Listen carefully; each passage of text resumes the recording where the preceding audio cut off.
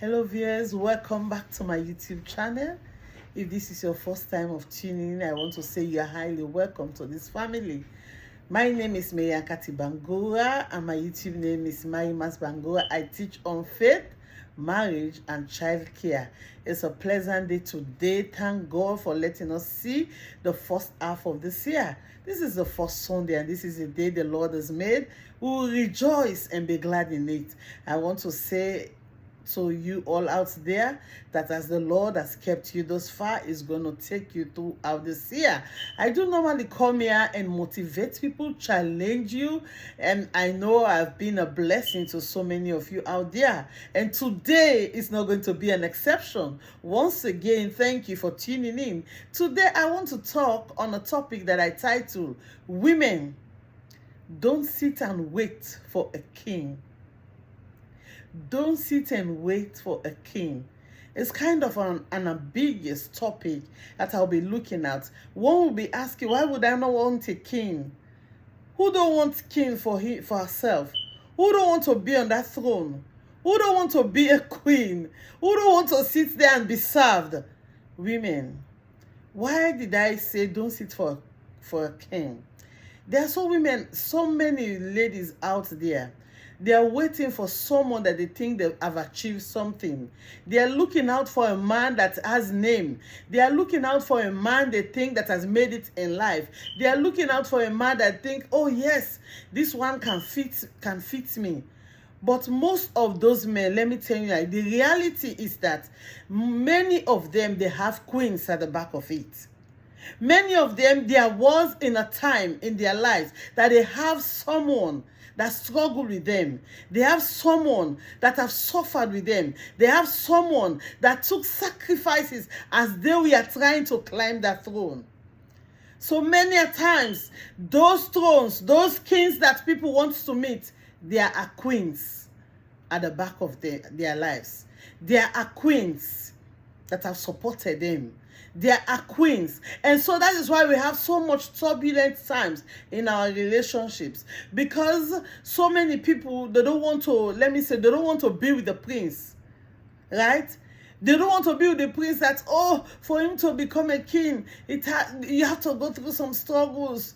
Until he climbs that throne, he has to go through hardship. There will be time that you don't have food. There will be time that you will not have that you will not live the kind of lifestyle you want to live.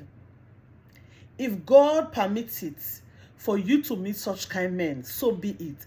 But don't sit and wait for a king. What am I saying? Don't see some women who tell you, if that man doesn't have anything, I don't want him. If that man does not have a car, I don't want him. If he does not have a house, I don't want him. Don't put such criteria when choosing a lifetime partner. Because many a times, men that has those things, there are ladies at the back of their lives. They will not tell you. So that is how so many people enter into a relationship, and at the end of it all, they start regretting it. Because they will find out that maybe after going 1 year, 2 years, later the man told you, I have my wife that is staying abroad. Or I have someone that suffered with me. Or there has been someone we just had a quarrel.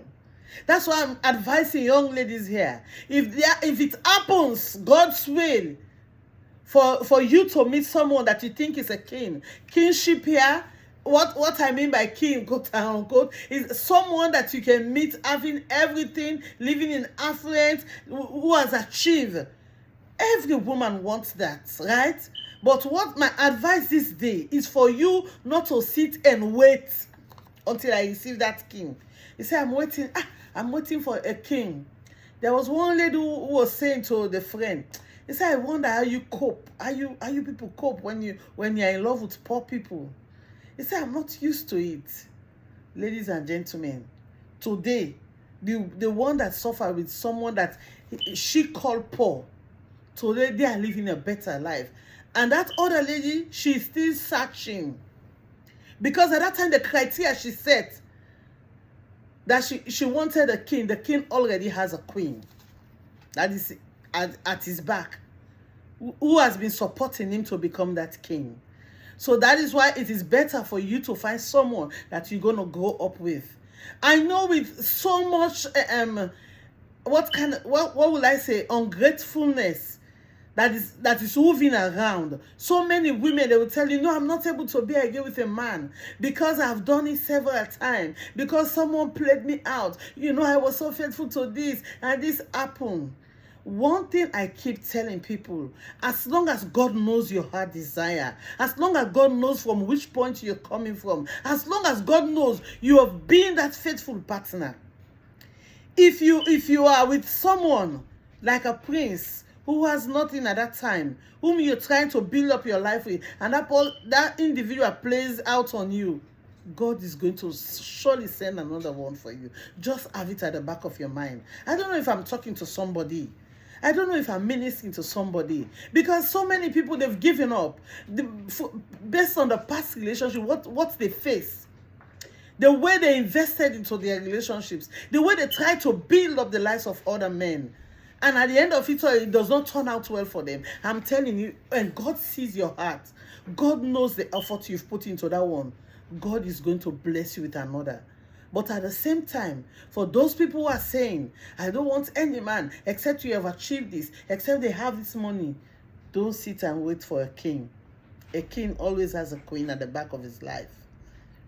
They will not tell you the truth. Some men, they can hide it until the day they are going to wed their wife. That is what some men are capable of doing. Some of them will tell you, I don't worry, I don't like her. It's you my heart takes. I don't want her. It's you that I want. As long as somebody is in that man's life, don't sit and wait for him. I believe this is very candid enough. It's an open advice to all ladies out there. Because some men will keep telling you, you see that one? I'm just with her, but I don't really love her. I'm just with her. I don't want her. These are the lies men keep saying to you. But what I am saying, as long as you put God first as a young lady, as long as you put Jesus for him to lead you through, don't sit and put criteria of riches, wealth, and all for you to have a man. Just pray, God, give me somebody that will love me. Give me somebody that will first love you before loving me. And somebody that will have the fear of God. Because when you have a partner that has a fear of God, I'm telling you, you'll be able to keep that home. You'll be able to keep that relationship. But my advice to us ladies out there, because many times we'll be running after these material things. We'll be running for, I want a man that can build a house for me. I want a man that can buy a car for me. I want a man that can do most of those things. They have a queen.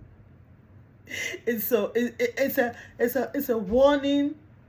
It's an advice, to us young ladies out there. Somebody was saying, I never knew my husband had a wife until the day of our wedding.